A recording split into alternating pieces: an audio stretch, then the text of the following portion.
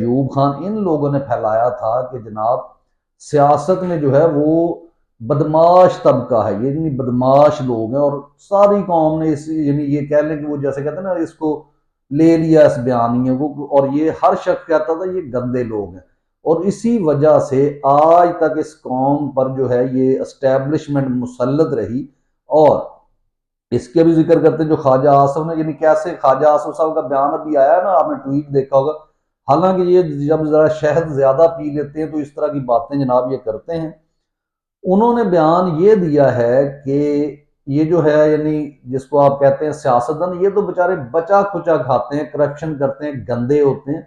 असल जो है वो तो ब्यूरोक्रेसी खा जाती है।